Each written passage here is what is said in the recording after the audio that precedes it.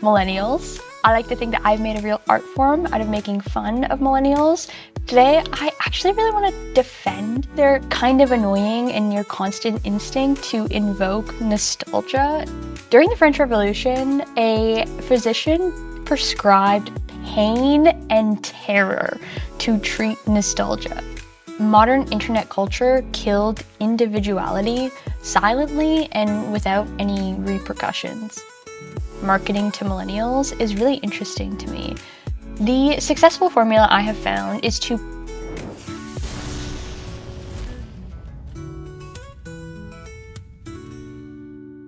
I love working with Pilot House because while we are a performance marketing agency, we really pride ourselves on caring so much about brand and creative. At Pilot House, we don't just make ads, we craft them. Every edit, every word, every scroll-stopping detail is built with purpose and care, and I truly believe that care drives creativity and creativity drives results. Our attention to both scale and brand allows us to craft strategies that deliver you short-term results while making you long-term successful, which is so important for any DTC brand. If you are curious about learning more about working with Pilot House, you can fill out a lead form at pilothouse.co and let them know you want to go on a brand new ad venture. You don't actually have to say that. You don't have to make a pun. I'm not going to force you to make a pun. Just fill out the lead form. We'd love to chat with you.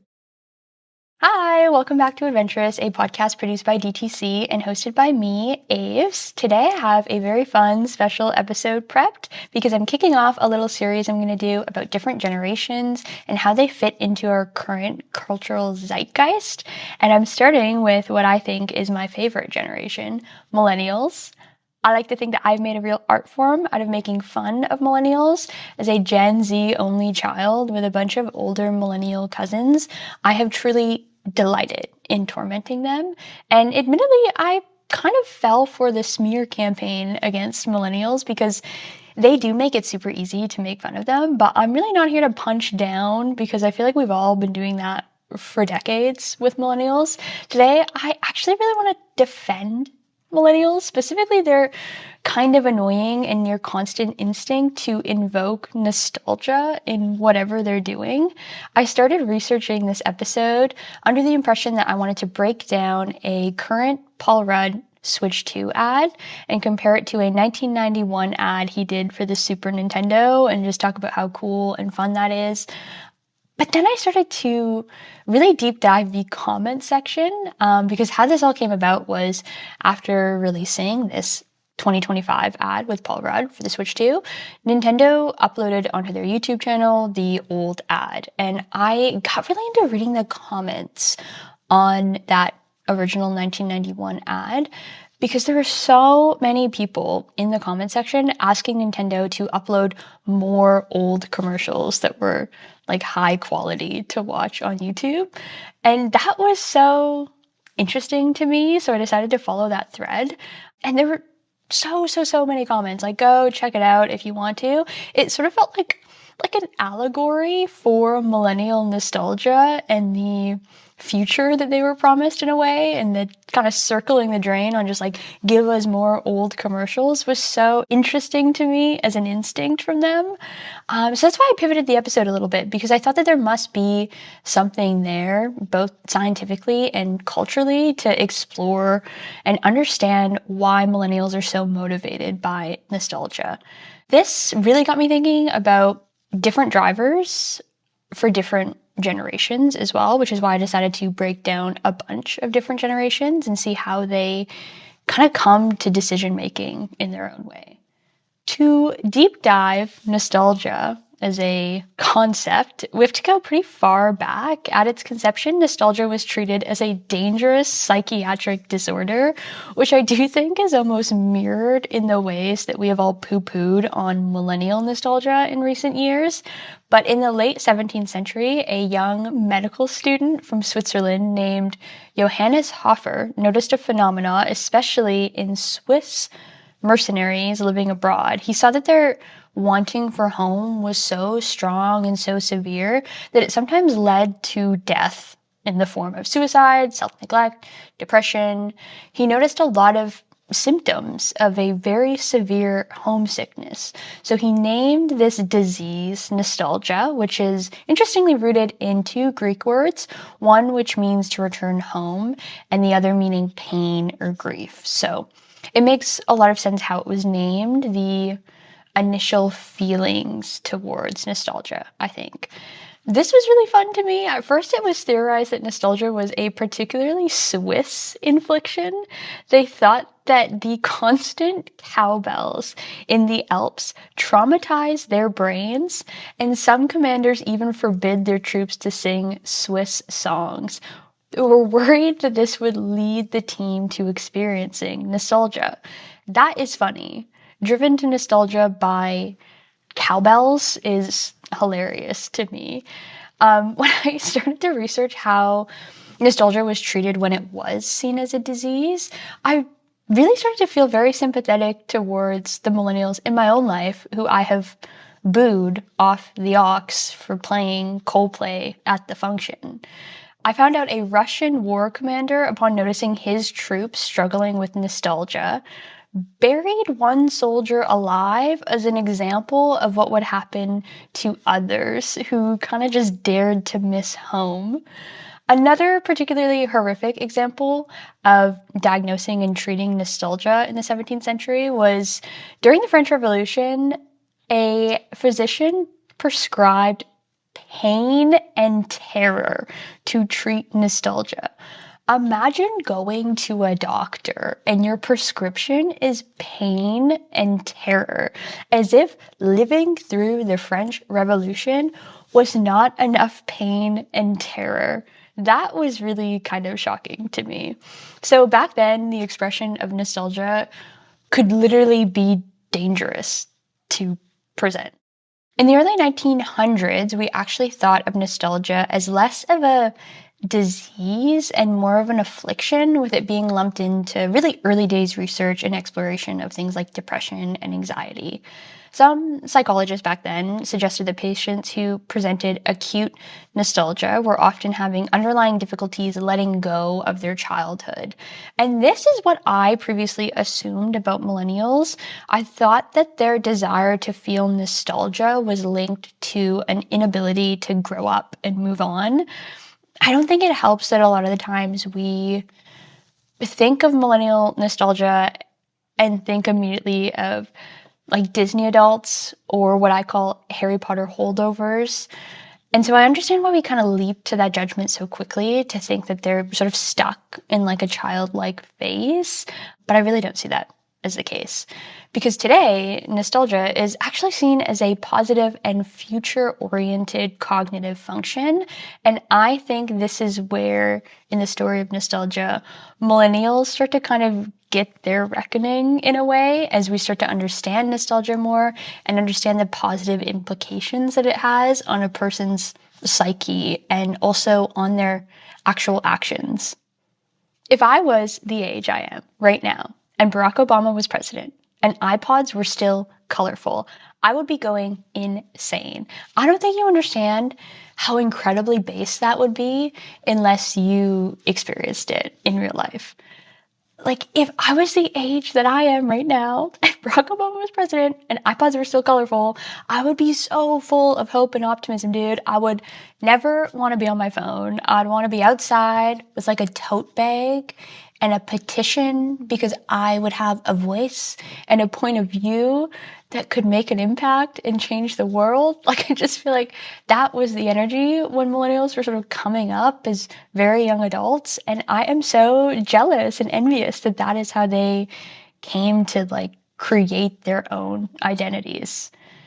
Instead, I am bombarded these days with bad news. Every day it's like something else categorically unfixable pops up onto the timeline, and we all just have to process it and move on and keep using our very dull colored Apple tech stacks. It's like a prison of space gray and shock doctrine communication techniques. I recently found out that on MySpace, you hand selected your top friends, which feels like a random thing to bring in at this point in the podcast, but I have a point, I promise. I always thought it was some sort of algorithmic ranking of people who interacted with your page the most or who you chatted with the most. I don't really know if MySpace had a chat function, but I thought it was like based on activity. But when kids were using MySpace back in the day, they had full power and control over how they were presenting to their social circle. I think that is so interesting and like such a fundamental difference between how I've grown up with technology and how millennials grew up with technology. They weren't like trying to keep streaks alive or listening to music to kind of pad their Spotify Wrapped. They weren't governed by the tech they were using, but rather they were using it purely as a tool to express themselves, which I think is a really fundamental difference and really important and worth noting. Millennials got to experience the internet in a different way than any other generation did or ever will. They got to pioneer and explore like nobody else, and it was part of their lives, but it was not their identity like it is now. They use the internet in a lot of ways to continue the very youthful habit of celebrating and creating culture. They were really interesting and unique corners of the internet where people could congregate and share and make genuine connections with one another over shared interests. Then flash forward again to today, and we are all locked in a prison of Adidas Sambas and various lip treatments. Everything we buy, everything we do is supposed to be linked to what is trending and what has gone viral. I think that modern internet culture killed individuality silently and without any repercussions. We used to use the internet to talk to each other. Now we use it hugely to hide from ourselves. And so, what is so interesting to me about the ways millennials showed up in online spheres back then and digital circles now is that nostalgia, when you look into it, is actually a very personal thing to experience.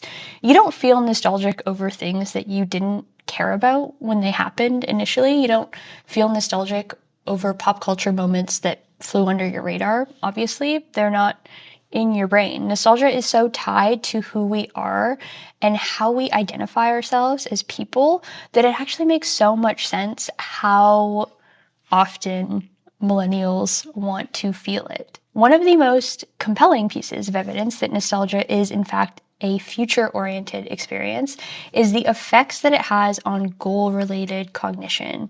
In particular, nostalgia can help mobilize our social selves, motivating us closer towards living out a more truthful existence, which is so millennial-coded and so punk rock of them, in my opinion. I think of the millennials in my own life who I've scorned for their bombastic choices in footwear and lack of familiarity with brain rot talk. And I do feel bad because it's actually way cooler for them to wear their maybe ugly shoes that aren't the trending Adidas Samba and be themselves than it is to be hive mind buying a new pair of sneakers every year or every summer. I think that the amount of millennial nostalgia is actually very admirable and very endearing, and I think that they're very valid to feel it. They experienced good internet and optimism about the state of the planet for maybe the last time ever, and it's not their fault that they have huge student loans and PTSD from the early BuzzFeed days.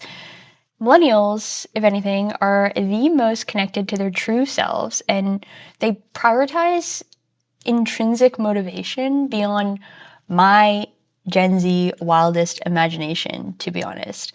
We've all collectively bullied them for their entire lives and largely still do whenever they do anything, but they still continue to just do whatever they want, which is so inspiring.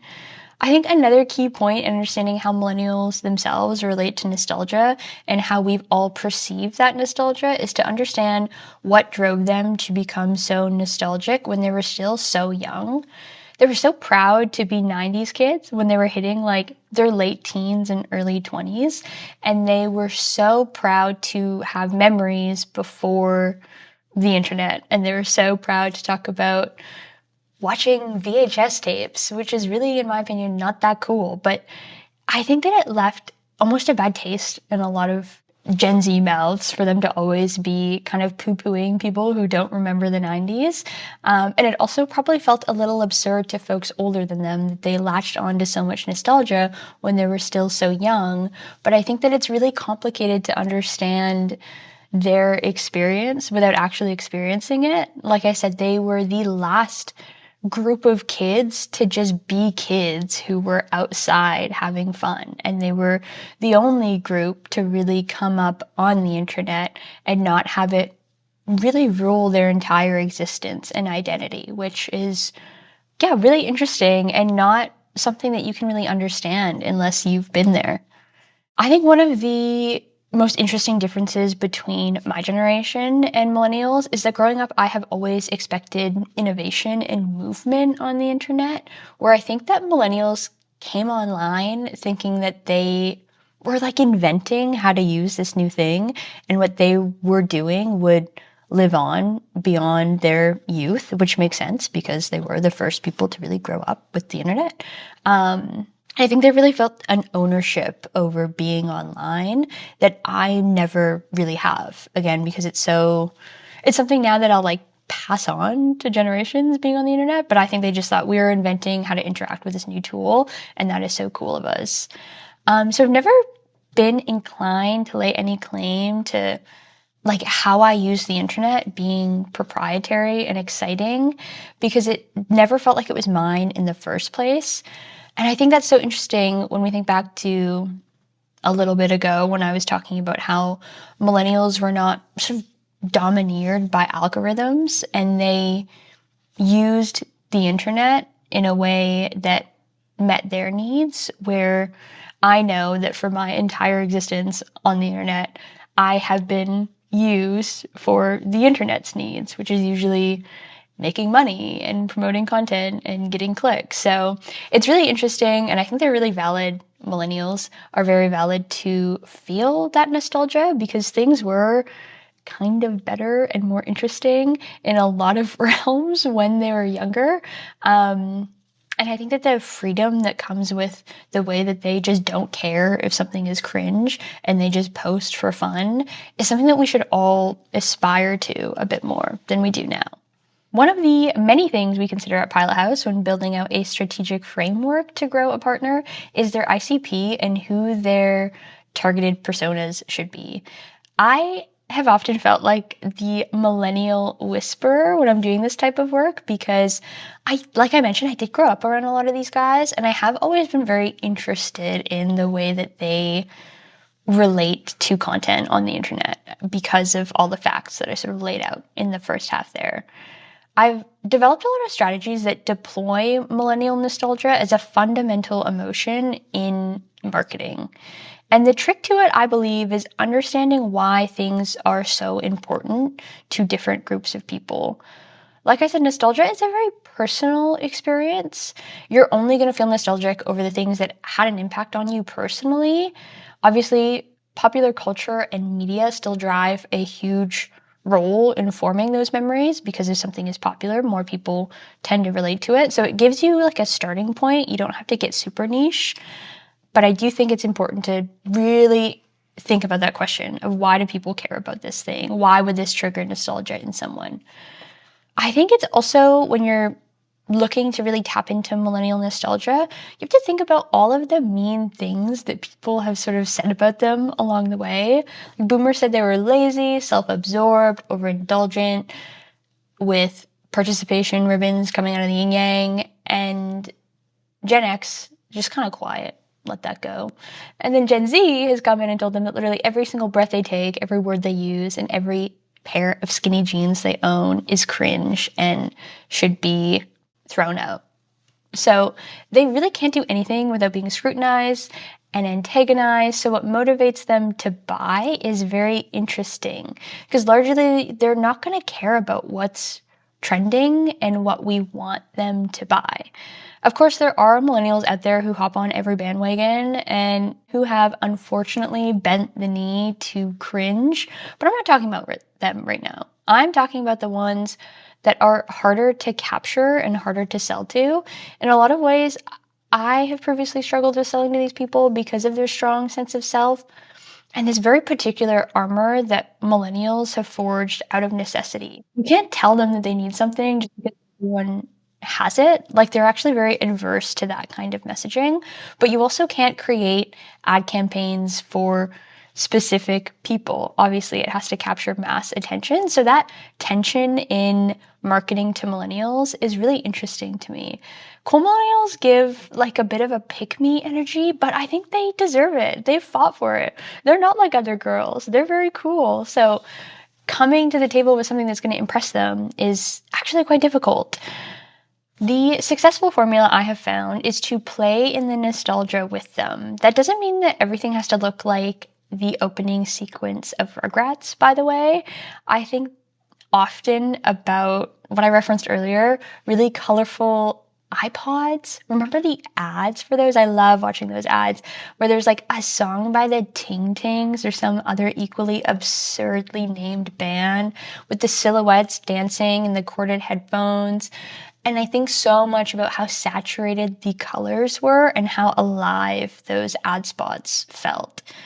If you can't tell, I do really yearn for those old iPod colors, and I sometimes have thought about buying one, but because I use streaming, it would be like impossible, and I would have to like, I've never downloaded anything from LimeWire. I would have to figure out how to do that, I think. It seems like a whole mess, and it would be really stupid and a bad investment, but I really, really want an old iPod Nano again. I remember having one when I was like sub 10, and it was insane. Anyway, I think about the energy and the feeling in the air, and like I said, the saturation and the color.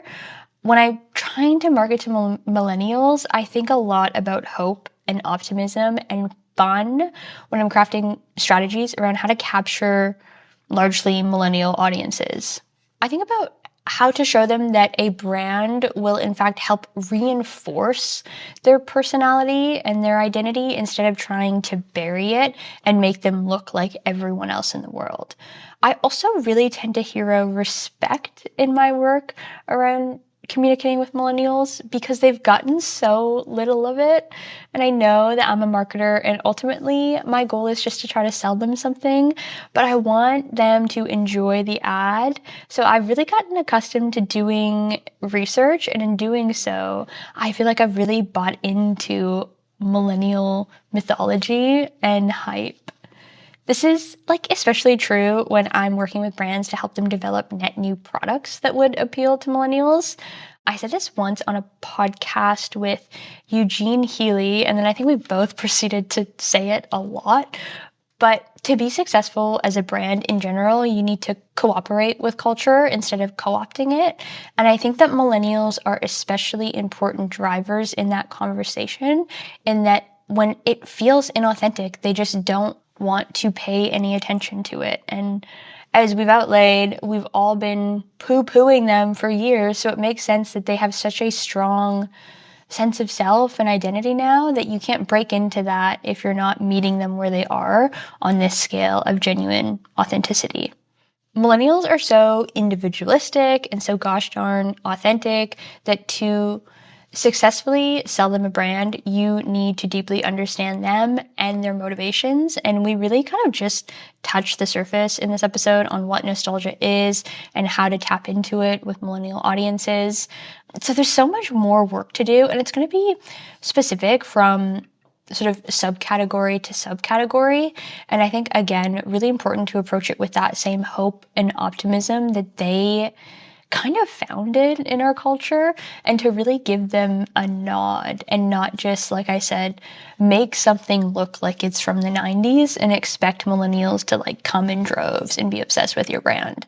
It's less about visuals sometimes and more about the feeling, and I've said this word 1,000 times, but the authenticity of your brand.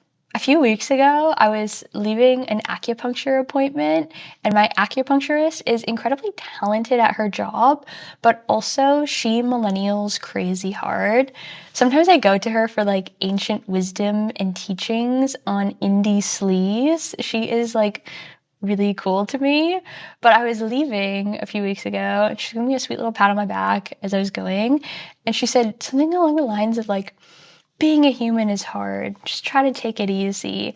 And usually something like that would make me irate. But I have been on this journey, and I hope you have been too, or this podcast will inspire you to ease up on millennials and how earnest and nostalgic they are. Because the older I'm getting, the more I'm realizing how correct they were about so many things. Like, hashtag adulting is hard. It really is. I understand why you guys are like putting that on t-shirts and stuff.